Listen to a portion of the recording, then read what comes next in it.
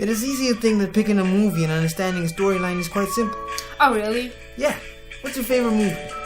Well, I'd say Snatch. Ooh, how'd you find that one? Well, first of all, I go to IMDb and Rotten Tomatoes and check the reviews on the internet.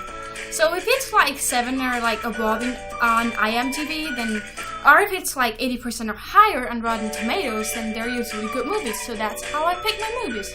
Sure, but how do you think those people form their opinions? Well, isn't it up to anyone's taste? Yes, movies are up to individuals' taste, but they're consistent elements that every story needs. You mean characters, story, and dialogue? Precisely. Every good tale needs a good set of characters. Whether in a book or a movie, the characters have to be well crafted. If not, the main characters may come off as lifeless and even at times insignificant. Oh yes, I know what you mean. The characters have to be memorable, right? Yep, most movies people like have good characters. Usually writers will write something in that makes them particularly unique. Like when certain characters are humorous or are prone to saying certain words that make them special, the stuff that makes unique and memorable. Sometimes in movies that's easily forgotten.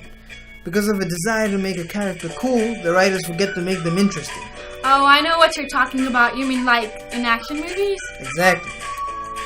Oh yeah, I know what you mean. In movies, the characters always seem angry or lifeless. I hate it when that happens, or when the whole movie is just like filled with explosions, Which brings us to the next point, the story.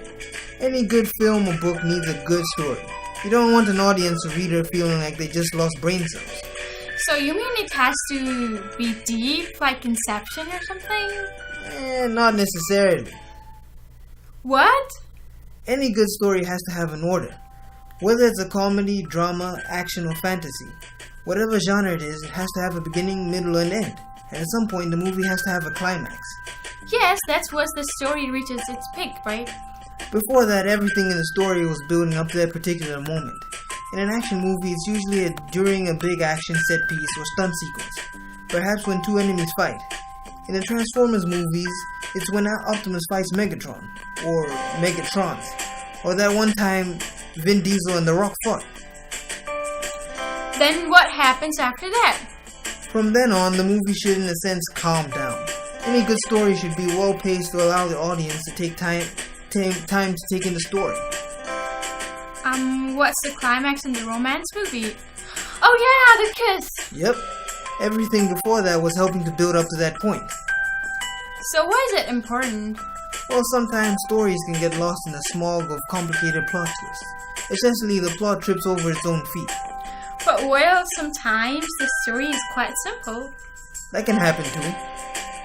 Well, I don't know when a movie deliberately makes a bad plot that makes no sense or insults the viewer's intelligence, Right.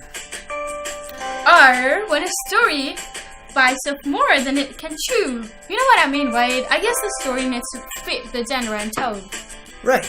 You don't want Kung Fu Panda feeling like Die Hard or something. Now, let's move on to the last point, the dialogue. This pertains more to movies or video games where the people actually are speaking. It may be up to the actors, but the script needs to be well written.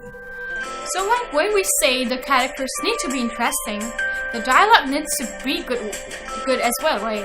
If the script is written well, the characters will sound like they have life. This is harder than it sounds. The characters need to be liked by the audience. You need to be able to form a connection. Well, yes, good movies need to make you feel a certain way. The dialogue can help invoke emotion.